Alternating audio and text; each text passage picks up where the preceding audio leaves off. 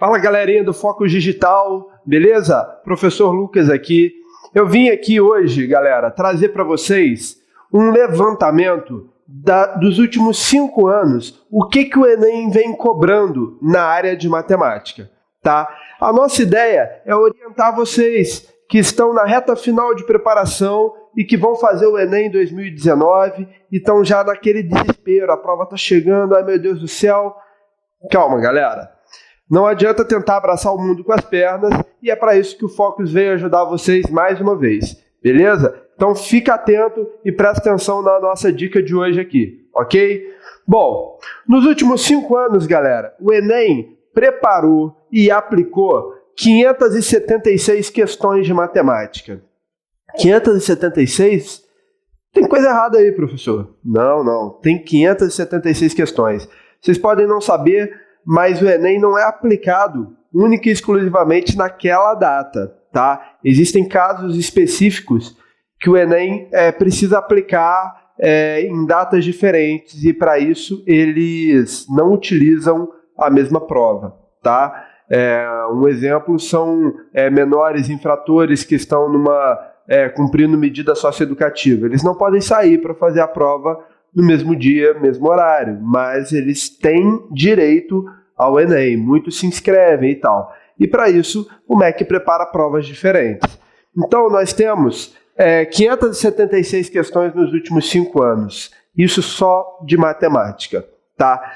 Nos últimos 5 anos, então, dessas 576 questões, 24%, galera, trata de grandezas proporcionais. E a gente vai falar um pouquinho de grandezas proporcionais, tá?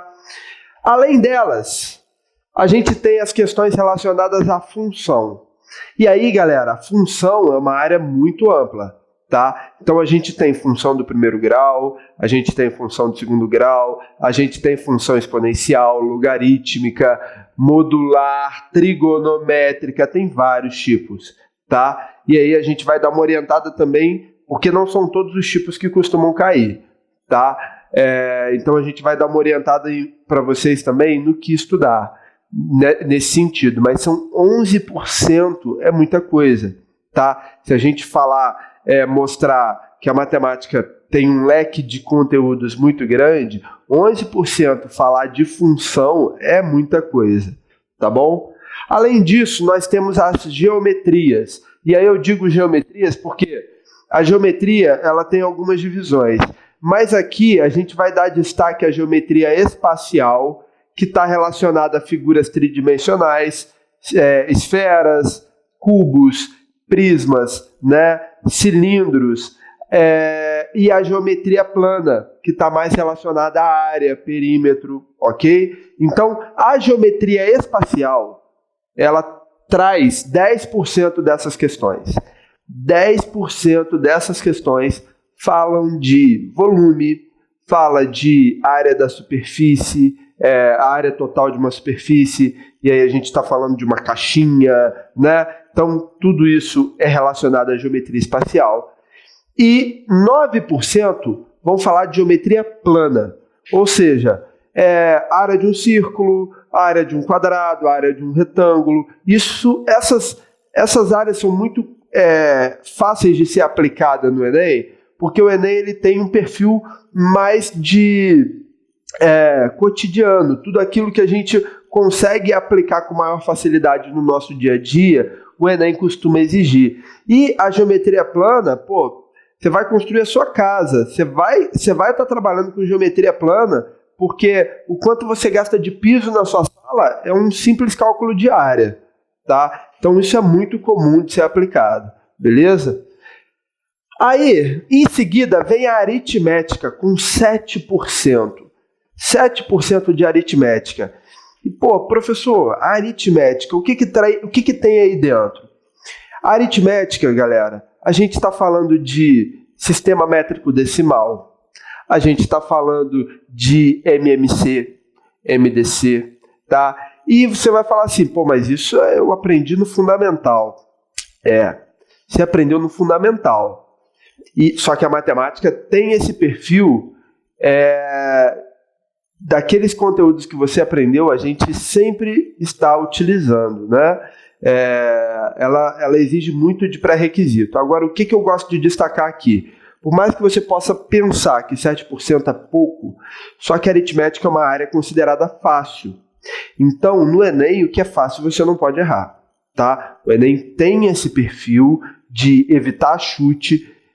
Se você acertou uma questão difícil e errou uma fácil de conteúdos similares, a questão difícil que você acertou não vai ter o mesmo peso, você não vai ganhar o ponto que você deveria ganhar ali, porque eles fazem isso para evitar chute. E por ser um conteúdo de ensino fundamental, a área de aritmética geralmente tem um percentual de acerto muito alto. Você não pode errar. Questões consideradas fáceis você não pode errar. De maneira nenhuma, tá? E a gente vai falar um pouquinho ao longo dessas dicas que a gente vai trazer para vocês, um pouquinho de estratégia na hora de realizar a prova, tá? Isso a gente vai trazer um pouquinho para vocês. Depois da aritmética, a gente tem a parte de estatística. E também tudo, galera, que vocês imaginarem na matemática, que tem uma aplicação no nosso dia a dia de uma maneira mais constante, que a gente vê aquilo sendo aplicado, a incidência no Enem é maior. E a estatística entra aí. Por quê? A estatística, a gente vai trazer análise de dados, e aí a gente tem análise de dados em formas de gráficos, em formas de tabela, e analisar e interpretar esse tipo de informação é uma das coisas que o Enem cobra bastante, tá? Depois da estatística vem a probabilidade, com 5% das questões. Agora, eu gosto de destacar aqui a probabilidade e a análise combinatória, que vem em seguida com 3%. Por que eu gosto de destacar? O ideal é a gente entender que são matérias muito similares, inclusive a estatística também, tá?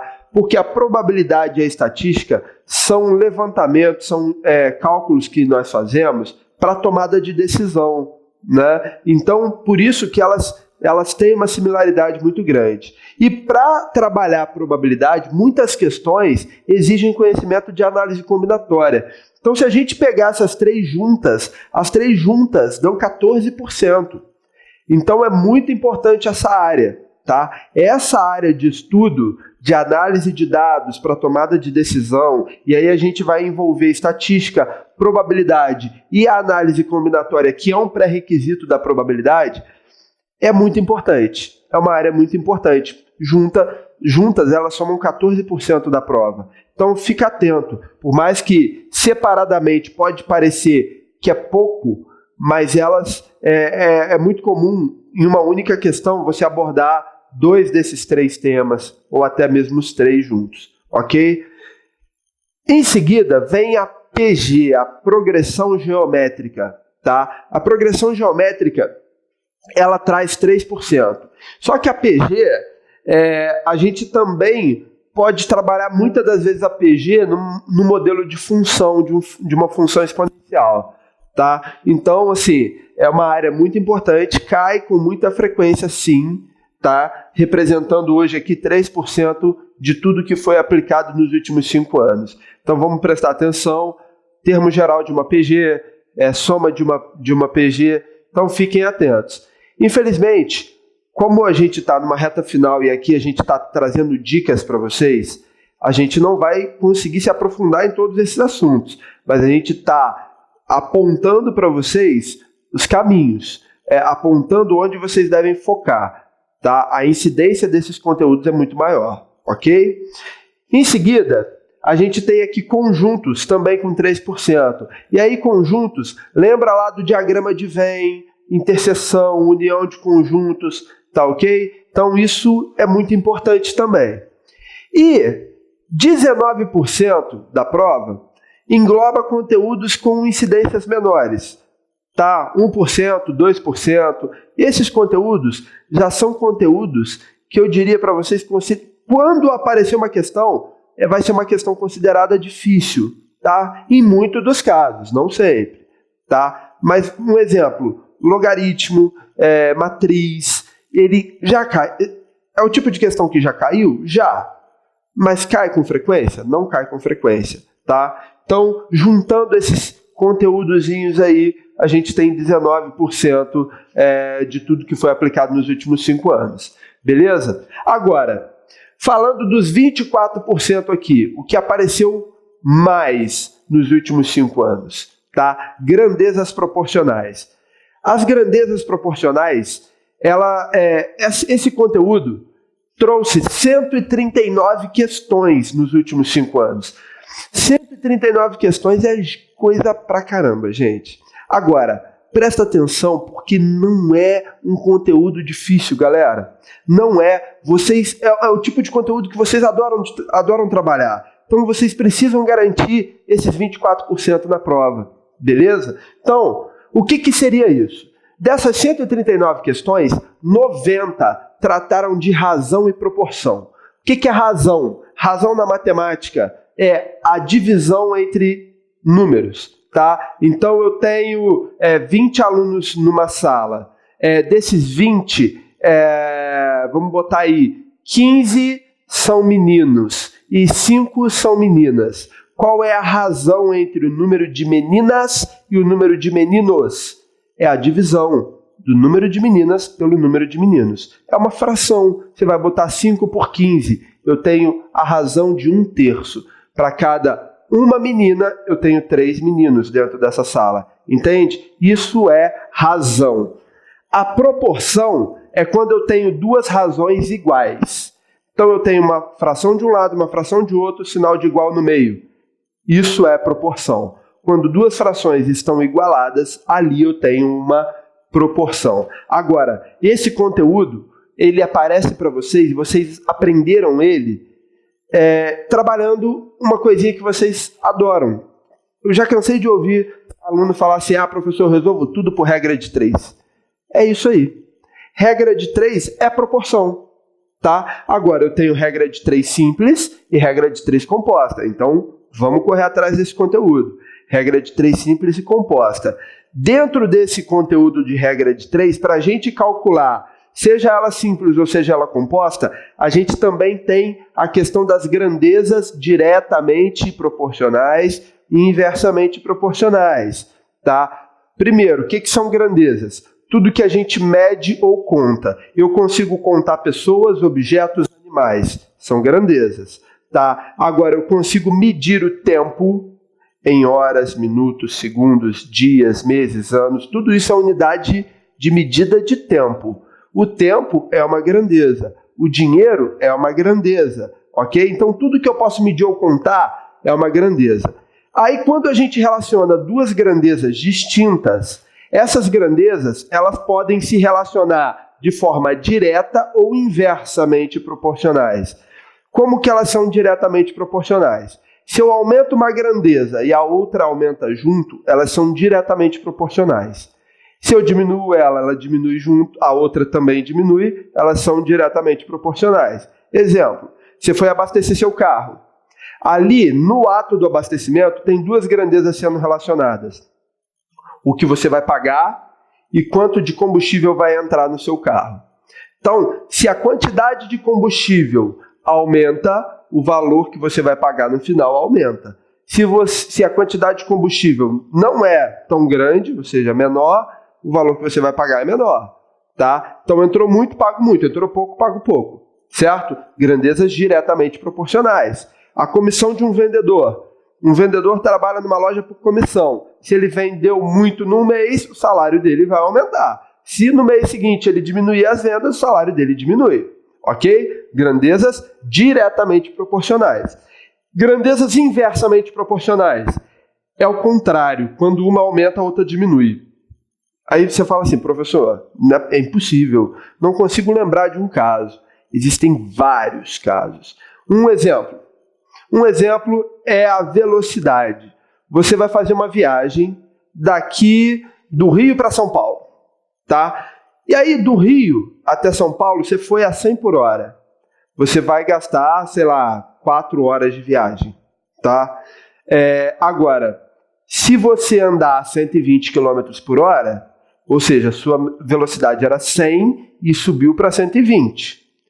tá? Então você fez um dia, você fez essa viagem a 100 por hora. Na outra vez você fez a 120 km por hora. O tempo que você gastou na viagem vai aumentar ou vai diminuir? Se você aumentou a velocidade, o tempo da viagem diminui. Se você diminui a velocidade, o tempo da viagem aumenta. Isso é um exemplo. Um outro exemplo é, por exemplo, trabalhadores num determinado tipo de serviço, tá? Então você vai fazer uma casa, você tem 1 ano para fazer essa casa. E aí o cara fala assim, para construir essa casa em 1 ano, eu vou precisar de 10 trabalhadores, 10 pedreiros ali. Beleza. Você tem 1 ano para fazer, você tem 10 trabalhadores. Se você resolver que você não vai mais fazer isso em 1 ano, você precisa concluir isso em 6 meses, você vai ter que aumentar a mão de obra. Então, tempo de serviço diminui, número de trabalhadores para realizar o mesmo serviço vai ter que aumentar. Beleza? Então, fiquem bastante atentos a isso, pesquisem sobre isso, façam muito exercício, tá? Tem muita questão do Enem relacionada com isso. E para a gente terminar essa dica aqui, a porcentagem. Galera, a porcentagem é fundamental. Vocês precisam dominar a porcentagem. Por quê? Ela vai cair em N situações, tá? E não só dentro de grandezas proporcionais. Eu posso ter uma questão de função que relaciona porcentagem. Eu posso ter estatística, aliás, eu tenho muita estatística que envolve porcentagem. Probabilidade, que envolve porcentagem. Então a gente precisa saber trabalhar com porcentagem. E a gente trabalha. Para quem tem dificuldade com porcentagem, gente, você consegue fazer cálculo de porcentagem usando regra de 3. Tá? Então é muito simples. Fiquem atentos a isso. Beleza? Galera, vamos ficando por aqui. Essa é a nossa dica de hoje relacionada aos conteúdos que mais caíram nos últimos anos. Fiquem atentos às próximas dicas e vem com a gente, beleza? Forte abraço!